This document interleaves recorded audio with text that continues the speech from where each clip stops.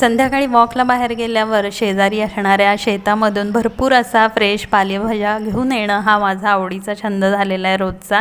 आणि इथं भरपूर अशा भाजीपाला लावलेला असतो, तर बांधावरती मुळे, हरभरा, पुन्हा पावट्याच्या शेंगा या सगळ्या लखडलेल्या असतात। सोबतच अशी फुलं आलेली हिरवीगार कोथिंबीर या ठिकाणी होती। तर मी आळूची पानं, शेवग्याच्या शेंगा, कोथिंबीरीची जुडी आणि हा करडईचा वाफा तुम्ही बघू शकताय।